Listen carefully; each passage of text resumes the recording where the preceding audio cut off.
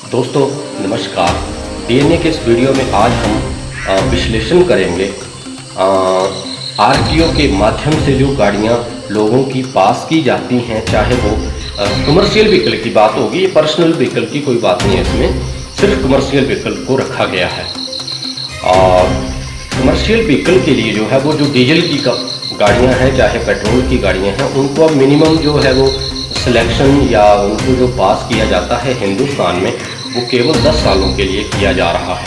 आपको पता होगा कि दिल्ली में जो है वो डीजल की जो कारें हैं उनको अब बैन कर दिया गया है, जिनकी जो रोड के ऊपर पिछले 10 सालों से चल रही हैं। तो ये आई थिंक मेरे हिसाब से मेरा जो इस वीडियो को बनाने का मकसद है और आप तक मैं अपनी बात को इस वीडियो के माध्यम से रखने वाला हूँ इस विश्लेषण के जरिए, तो मैं एक छोटी सी बात आपसे कहना चाहता हूँ कि जैसे फॉर एग्ज़ाम्पल मान लीजिए हमने एक गाड़ी खरीदी, चाहे वो हमने टैक्सी में लगा दी, चाहे वो हमने कमर्शियल व्हीकल के तौर पर, चाहे हमारा कोई ट्रक हो, तो 10 साल जो है वो जब उसकी आजकल जो है ट्रक की जो वैल्यू है मिनिमम वो 20 लाख से ऊपर है विद बॉडी। तो जब एक कैंडिडेट जो है वो कोई ट्रक वगैरह खरीदता है तो मात्र 10 साल जो हैं उसके लिए बहुत ज़्यादा कम होते हैं। अगर हम बात करें उसके पास करने की, तो आरटीओ जैसे जो हिंदुस्तान में जो कानून बनाए गए हैं ट्रांसपोर्ट को लेकर जो है, तो जैसे कोई गाड़ी है जिसको 10 साल के लिए ही पास किया जाता है, तो ये बहुत गलत बात है। जितना हमारा इसके ऊपर जो लोन का ईएमआई अमाउंट बनता है, अगर हम देखें बड़े ज़ोर से बड़े मेहनत करके अगर कोई अपनी गाड़ी को 5 या 6 साल में फ्री कर लेता है, तो आगे उसके पास मात्र 5 से 6 साल ही बचते हैं, क्योंकि अच्छी कमाई जो है गाड़ी तब तक नहीं छोड़ेगी जब तक उसकी ईएमआई फिनिश नहीं हो जाती, जब तक कि उसका जो लोन का अमाउंट है वो फिनिश नहीं हो जाता। उससे पहले जो है गाड़ी से कमाई करना बहुत मुश्किल होता है। तो बाहर के देशों में जो है वो गाड़ियाँ जो पास की जाती हैं वो मशीन के द्वारा चेक की जाती हैं।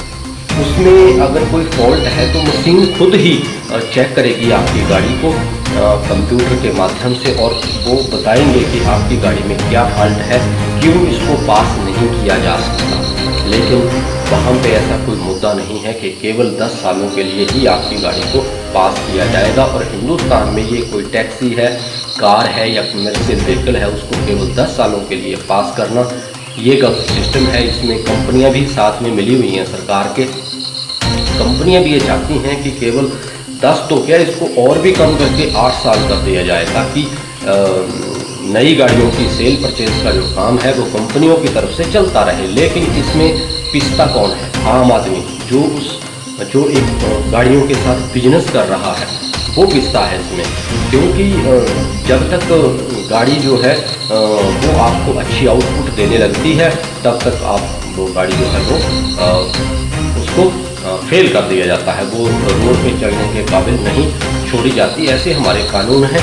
तो गाड़ी जो है वो आरटीओ के माध्यम से जो है वो आरटीओ जब उसको चेक करता है तो वो मैनुअली करते हैं। लेकिन बाहर के देशों में क्या है कि गाड़ी को एक मशीन द्वारा चेक किया जाता है कि क्या वो आगे पास होने लायक है या नहीं है। तो ये बहुत बड़ी बात है। तो डीएनए की आप इस वीडियो को अगर आपको अच्छा लगा हो कि हमारे हिंदुस्तान में भी ऐसा ही होना चाहिए कि गाड़ियां जो हैं वो 10 साल के लिए नहीं, जब तक उनकी कैपेसिटी अच्छी है तब तक वो पास होती रहनी चाहिए, चाहे वो कमर्शियल व्हीकल हो, चाहे वो टैक्सी हो।